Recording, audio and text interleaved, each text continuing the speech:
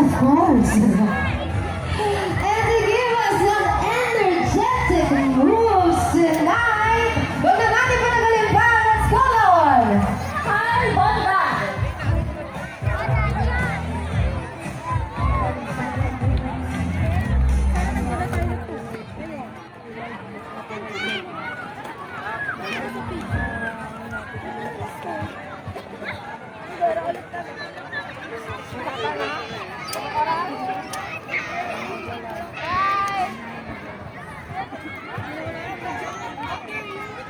Once again, please welcome Kyle Bonda!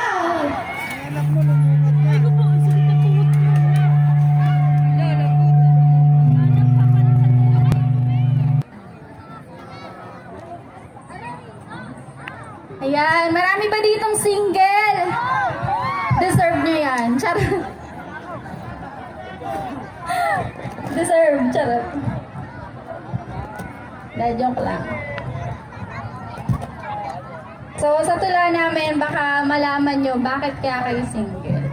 So, isa to sa mga rason kung bakit single ang mga tao. Okay?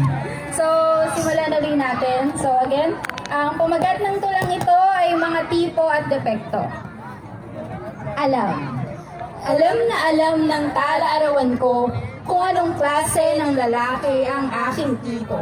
Nakatatak na sa utak at puso ko kung anong mukha ng pag-ibig ang aking gusto. We, Alam na alam ko, no? Pagdating sa lalaki, tipo ko'y matipuno. Moreno, malaki ang braso? Intindi nito. Siya kapag dumating sa klase, alam na ng sistema ko. Siya nga, isang lalaking sa kakisigay hindi pa huhuli. Mahahabang pilik mata at mapupulang labi. Kapag ika'y kanyang binati, tiyak kang mapapangiti. Hay! Teka, naalala ko nung isang araw ay nakita kita, yung sinasabi mong makisig at matipunong lalaki. Hindi ba't kasama mo siya palabas ng eskwela? Siya nga, hinintay niya ako noon hanggang mag-uwian. Tapos kumain kami sa may lugawan. Ngunit hindi ko alam, hindi ko rin maintindihan. Siya ang aking tipo, pero parang may kulang. Hindi ko nais ang kanyang ugaling may pagkamayabang. Kung minsan, ng respeto ay hindi ko rin makitaan, pero ewan. Sandali, hindi ba't may kasama ka rin noon? Ah, oo, siya nga. Siya ngayon ang nagpapatibok ng aking puso. Medyo malayo sa aking tinitipo. Hindi siya sobrang gwapo at nagpapalaki pa lang rin siya ng braso, pero madalas niya akong ipagluto at sobrang galing niya ring manuyo.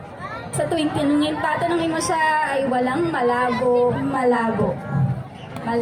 kung minsan ang pag-ibig, no?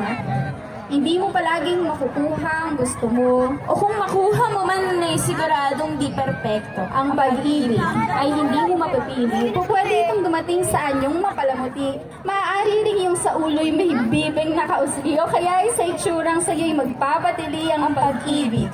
Ay hindi mapipili. Pupwede itong dumating sa panahong ikay sawi o sa panahong madalas kapang magkamali sa mga hindi inaasahang sandali. Ang pag-ibig ay hindi mo mapipili.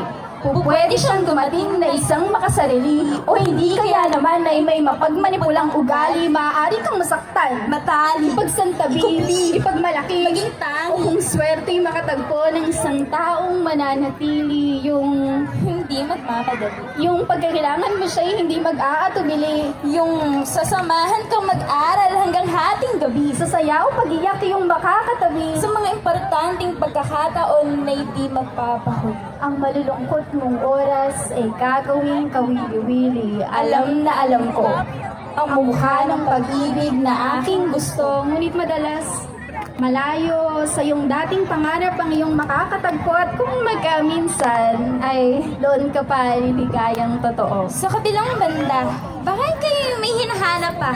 Baka may kulang pa sa kanya o hindi kaya'y mapaghanap ka na lang talaga. Marahil, ang sinasabi nga nila ay totoo.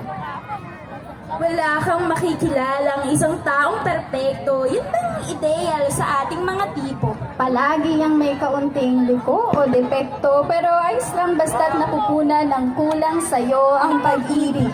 ay hindi mo kailangang hagilapin. Sa tamang pagkakataon ay kusayang darating. At kung si Mr. Perfect ay patuloy mong hahanapin, baka manatiling dalagang ubos na ang mga ngipin. Muli ako si Nikita. At ako naman si Binibining Eskritor. Maraming salamat po. Ayan. So bago kami bumaba, sorry po. Take ko na rin tong chance para i-promote ulit ang aming libro. So this is Markado. Puno to ng mga tula namin ng mga miyembro ko. May booth kami doon. And ayun, visit nyo lang sa mga interesado. And of course, please follow our Facebook page, just search Alpas. And yan. Thank you so much and sana mag-enjoy kayo ngayong gabi, pa. Yes, maraming salamat, Nikita ay Binibining Eskritor.